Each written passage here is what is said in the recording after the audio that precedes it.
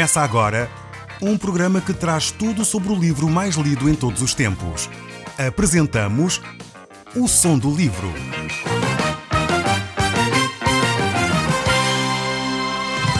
Seja muito bem-vindo. Neste podcast vai encontrar o livro mais conhecido e lido em todo o mundo. Vamos levá-lo numa viagem pela história da humanidade. Este é um audiolivro para si, para a sua família e sociedade em geral. Contextualização e comentários de Paulo Chaveiro. Eu sou o Paulo Chaveiro e nós hoje estamos de volta ao livro de Ezequiel. E é neste livro que nós estamos a analisar vários textos. Nós estamos de volta ao capítulo 37. Temos aqui uma visão fantástica. Ezequiel vai ter um momento marcante na sua caminhada com Deus. A este momento, alguns autores têm intitulado A Visão do Vale de Ossos Secos.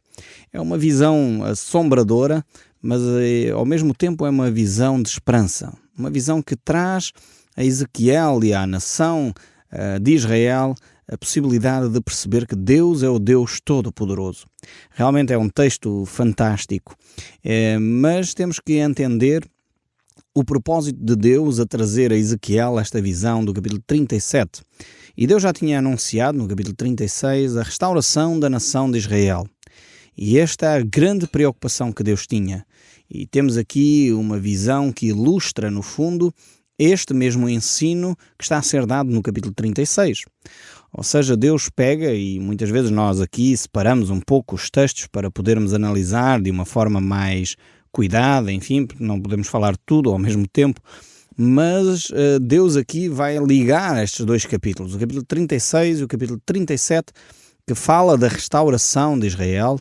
E não confundam, aqui não está a falar de ressurreição. O capítulo 37, que fala desta visão, destes ossos que tornam a ter vida, não tem a ver com a ressurreição dos cristãos, não tem a ver com a ressurreição final. Não, está a falar da restauração do povo de Israel. E é neste contexto aqui que nós nos encontramos. E eu gostaria de ler o verso 35 ainda do capítulo 36 e a partir daí olharmos e fazermos uma certa introdução àquilo que é este capítulo 37. Diz então este verso 35 ainda do capítulo 36 do livro de Ezequiel: Dir-se-á, esta terra desolada ficou como o jardim do Éden. As cidades desertas, desoladas e em ruína estão fortificadas e habitadas. Então as nações que tiveram restado ao redor de vós saberão que eu, o Senhor, reedifiquei as cidades destruídas e replantei o que estava abandonado. Eu, o Senhor, o disse e o farei. Assim diz o Senhor Deus: ainda nisto permitirei que seja eu solicitado pela casa de Israel, que lhe multipliquei eu os homens como um rebanho. Como um rebanho de santos, um rebanho de Israel, nas suas festas fixas, assim as cidades desertas se encherão de rebanhos de homens e saberão que eu sou o Senhor. Aqui esta é a grande razão pela qual Deus vai restaurar a nação de Israel, a cidade de Jerusalém. Tem a ver com o povo reconhecer quem Deus é.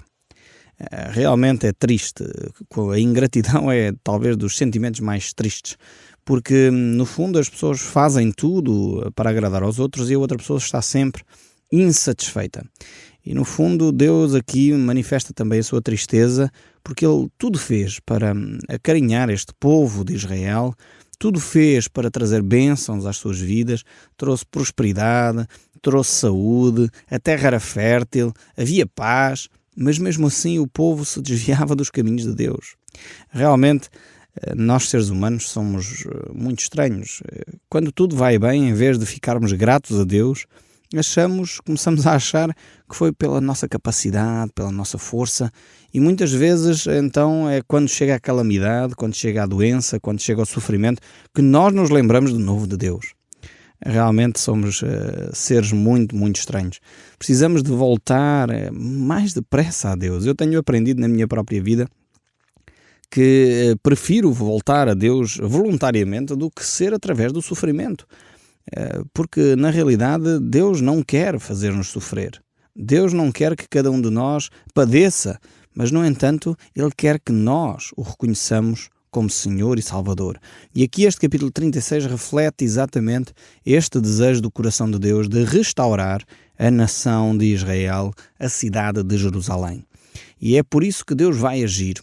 E então agora Deus vai dar uma ilustração. Neste capítulo 37, vai dar uma ilustração a Ezequiel e aos habitantes que estão na região da Babilónia, para perceberem aquilo que Deus está a falar. O povo estava cativo, portanto, o povo estava escravizado na Babilónia, estava desanimado, estava frustrado, e Deus agora quer encorajar esta nação para perceberem que não é o fim, ainda não terminou. Deus ainda vai dar mais uma oportunidade à nação de Israel. Diz assim então o verso 1 deste capítulo 37 do livro de Ezequiel: Veio sobre mim a mão do Senhor, e ele me levou pelo Espírito do Senhor e me deixou no meio de um vale que estava cheio de ossos, e me fez andar ao redor deles. Eram muito numerosos na superfície do vale e estavam sequíssimos. Deus agora pega em Ezequiel e transporta-o de novo até um vale, até Jerusalém. E ali ele vai então manifestar o seu poder. Para alguns poderiam pensar, bem, mas como é que Deus faz isto? Relativamente simples. Deus é o Deus Todo-Poderoso. É o Deus capaz de transportar e mover montanhas. Foi Ele que criou todas as coisas. Se nós hoje, com a tecnologia que nós temos, somos capazes de viajar de um país para o outro em um pouco mais de 1 hora ou 2, Deus certamente tem muito mais poder do que toda a tecnologia que nós seres humanos possamos inventar. E Deus pegou então Ezequiel e levou-o para esse lugar. Agora esse lugar é um lugar estranho. É um lugar onde estão, no fundo, ossos de pessoas que já morreram, talvez há 4 ou 5 anos ou mais até. Porque diz o texto bíblico que ali havia ossos muito secos. Ossos que já estavam ali provavelmente há muitos anos e por isso não tinham de certeza absoluta qualquer hipótese de vida. E agora vejamos como é que Deus interage com Ezequiel. Diz então o texto bíblico: Então me perguntou, filho do homem, é Deus a perguntar a Ezequiel, acaso poderá reviver estes ossos? Deus faz uma pergunta extremamente curiosa. Deus olha para Ezequiel e pergunta-lhe: Ezequiel, tenho aqui este vale cheio de ossos, podem eles voltar a ter vida? Podem estes ossos voltar a ser gente? Podem estes ossos voltar a ser seres humanos? E se Deus lhe perguntasse a si, se Deus lhe fizesse essa pergunta a si que me está a ouvir, podem estes ossos reviver? Qual seria a sua resposta?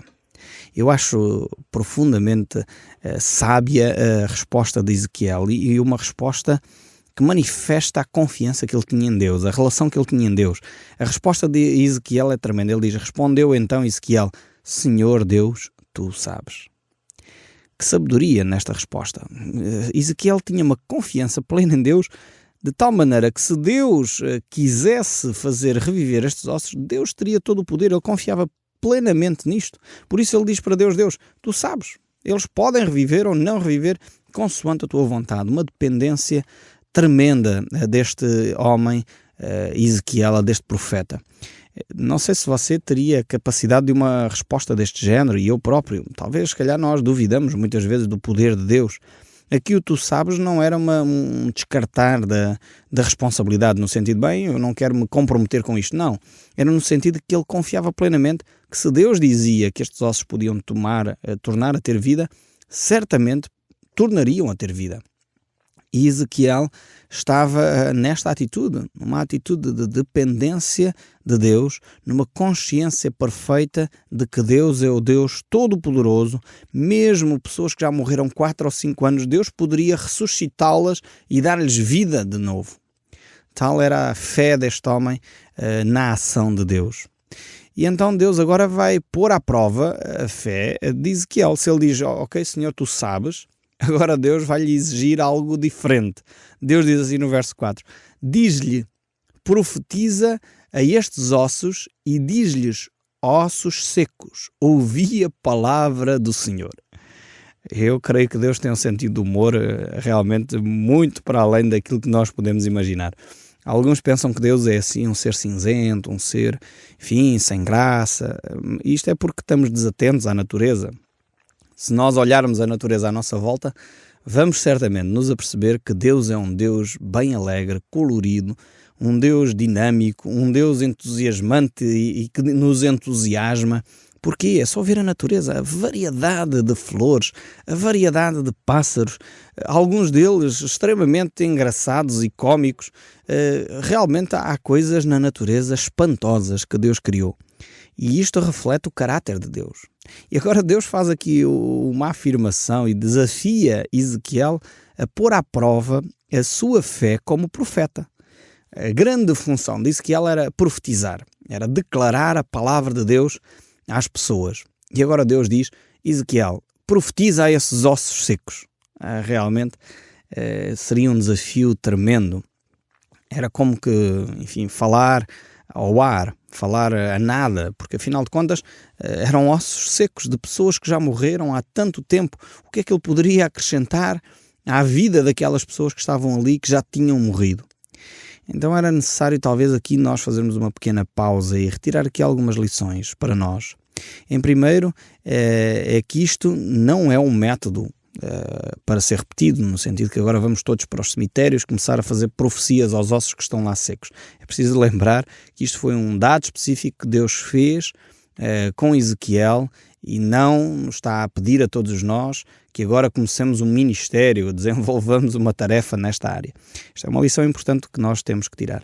Depois, uma outra lição importante que nós deveríamos retirar para nós é que realmente Ezequiel tinha uma relação com Deus de tal forma, tão profunda, tão intensa, que ele dependia claramente da vontade de Deus. Ele estava plenamente disponível para Deus o conduzir numa direção ou noutra. E a pergunta para si é clara: está você disposto a ser conduzido por Deus para caminhos que talvez você nem imaginou, para situações que você nunca pensou, talvez colocado numa situação aparentemente ridícula? Como esta, Ezequiel é desafiado a pregar, a anunciar, a profetizar, a declarar a palavra de Deus num vale sem ninguém, num vale com gente morta. E realmente Deus tem tamanho poder que ele transforma as situações mais impossíveis, mais improváveis, numa bênção tremenda. E este é o nosso Deus. É o Deus que opera no campo do impossível. Mas temos aqui uma terceira lição, que é: temos que estar dependentes de Deus. Ou seja, não temos que fazer as coisas por nossa autorrecriação.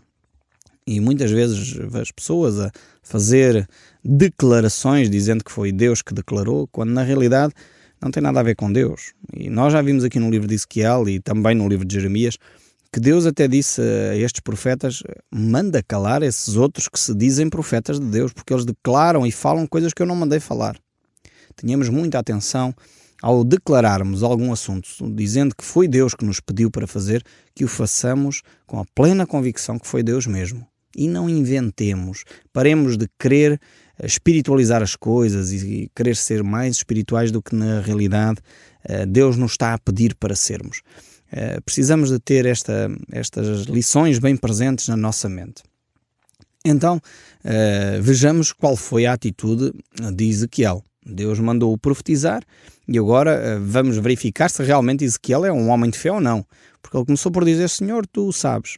Talvez em alguns momentos da nossa vida nós fazemos esta oração: Senhor, tu sabes se me vais curar ou não vais curar. Senhor, tu sabes se este milagre vai acontecer ou não na minha vida. Senhor, tu sabes se esta situação, este problema se vai ou não resolver. Senhor, tu sabes. Mas depois, quando Deus nos diz: então avança, tens que dar esse passo de fé, tens que agir nesta área, tens que tomar esta decisão. E aí nós recuamos, porque afinal o nosso tu sabes, Senhor, era quase uma atitude de nos descartarmos das nossas responsabilidades. E então Deus quer nos comprometer, Deus quer nos envolver neste processo de trazer a sua palavra para a vida prática do dia a dia. E por isso ele envolve Ezequiel neste processo. Deus poderia ter declarado uma palavra qualquer e aqueles ossos passavam a ter vida, por exemplo. Deus levou Ezequiel até lá e dizia: ok, Ezequiel, tu achas que estes ossos podem ter vida? E Ezequiel disse: bem, Senhor, tu sabes. E Deus dizia: passem a viver, uma coisa assim do género. E aqueles ossos, enfim, começavam a voltar a ter vida. Mas Deus decidiu envolver Ezequiel neste processo interessantíssimo. Porquê é que Deus terá feito isto? Eu creio que é, em primeiro lugar, por amor. Por amor a Ezequiel e por amor a nós, Deus decide envolver-nos com ele no processo de levar o amor de Deus às outras pessoas. Por isso é que Deus o escolheu a si, que me está a ouvir, me escolheu a mim, para levar o Evangelho de Jesus Cristo àqueles que não têm a oportunidade de conhecer o Evangelho. É por isso que Deus nos escolheu a nós, para levarmos o amor, um copo de água a quem tem sede, alimento a quem tem fome, roupa a quem está nu, visitar aqueles que estão presos e cativos. Deus nos desafia a nós a nos envolvermos naquilo que é a sua ação. Os grandes milagres que Deus opera, Ele opera normalmente no coração de cada um de nós. Esses são os verdadeiros milagres, creio eu. Muitas vezes nós preferimos ver milagres como estes relatados aqui no capítulo 37. Coisas extraordinárias, pessoas que já morreram há 4, 5 anos ressuscitarem, isto seria um fenómeno incrível. Mas o maior milagre que Deus opera nem é isto é relativamente simples para Deus. O que Deus opera, e é um milagre profundo, é quando Deus transforma o nosso caráter. É quando Deus muda o nosso coração. É quando Deus transforma um marido que é arrogante, violento, num marido calmo, tranquilo e amoroso. Quando Deus transforma o coração de uma mulher que está desesperada, que já não liga à família, que está em depressão, quando Deus transforma este coração numa mulher carinhosa, atenciosa para com os seus, alguém que se preocupa com a família, alguém que cuida daqueles que são mais carenciados. Realmente este é um dos maiores milagres que Deus opera. Só que estes milagres nós passamos por eles diariamente e nem ligamos, porque nós gostamos de ver coisas exuberantes, coisas assim fantásticas. Essas coisas ocorrem assim de vez em quando, por isso são milagres, senão seriam comuns. Estes milagres que eu estou a falar são de facto os milagres do dia a dia, os milagres que muitas vezes nós não valorizamos, mas que Deus valoriza. Deus quer transformar o nosso coração. É por isso que Deus valorizou de tal maneira aquilo que aconteceu com Davi, o maior homem realmente de Israel, Davi, e Deus chamou aquele homem um homem segundo o coração de Deus. Veja bem o que é que Deus valorizou. Não foi os feitos, não foi o facto de ele conquistar muitas terras, ter um império enorme. Não, foi o coração dele. Um homem segundo o coração de Deus. Fantástico. Mas vamos voltar aqui à nossa profecia. Aqui o verso 5, Deus então envolve Ezequiel neste momento e diz: assim diz o Senhor Deus a estes ossos: eis que farei entrar espírito em vós e vivereis, porei tendões sobre vós, farei crescer carne sobre vós e vos estenderei pele e porei em vós o espírito e vivereis e sabereis que eu sou o Senhor. Ezequiel não está a falar por autoridade própria, aliás, ele nunca o fez. Ele sempre falou assim, diz o Senhor. Realmente este homem era um homem de Deus, um homem que falava em nome de Deus. E vemos aqui que ele recebeu esta palavra de Deus e então ele age exatamente como Deus mandou. Verso 7 diz: então profetizei segundo me for ordenado. Enquanto eu profetizava, houve um ruído, um barulho de ossos que batiam contra ossos e se juntavam, cada osso com o seu osso, e olhei, e eis que havia tendões sobre eles, cresceram a carne, estendeu-se a pele sobre eles, mas não havia neles o espírito. Tremendo este episódio aqui. Eu imagino que Ezequiel deve ter ficado bem assustado ao ver este fenómeno acontecer. Ele profetiza e os ossos começam-se a mexer. Então temos aqui este processo que se vai desenvolvendo. O primeiro passo aqui é ossos que se juntam a ossos e cadáveres no fundo. Pele, tendões, músculos, mas que estão mortos. E depois temos um próximo passo que é estes cadáveres receberem a vida. E vamos ver o que é que acontece a seguir. Verso 9.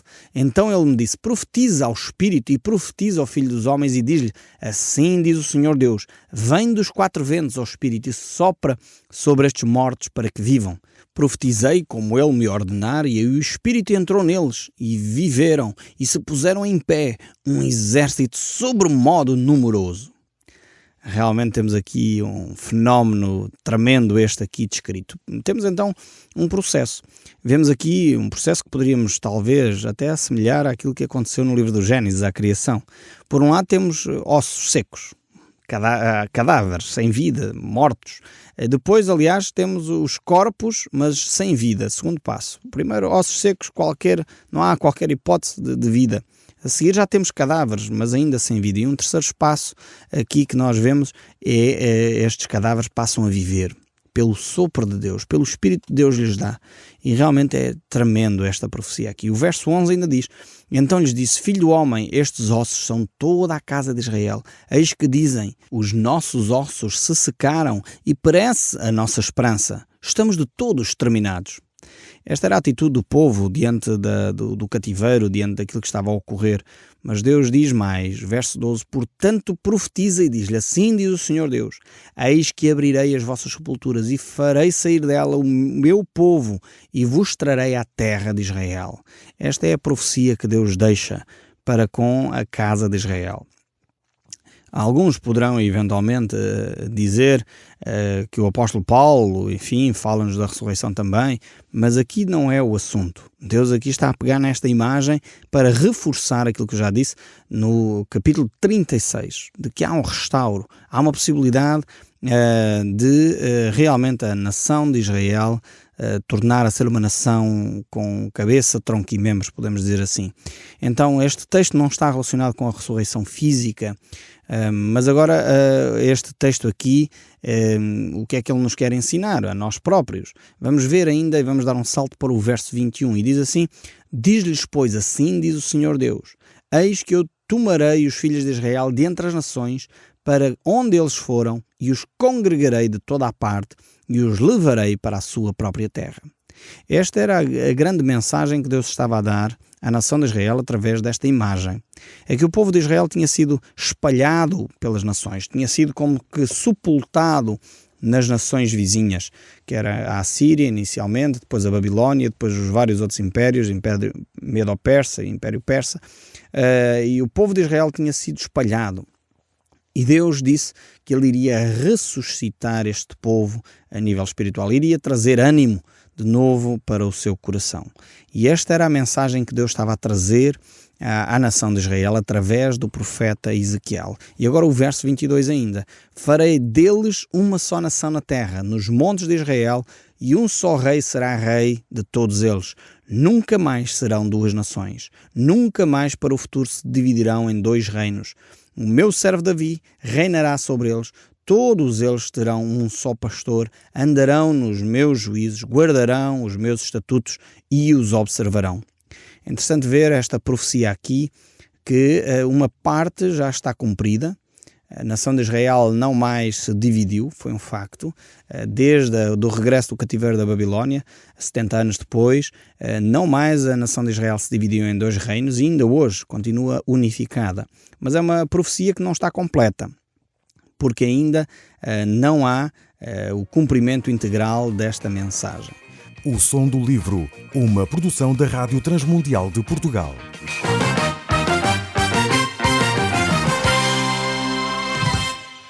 RTM. Conhece todos os nossos programas em rtmportugal.org. Uma produção da Rádio Transmundial de Portugal.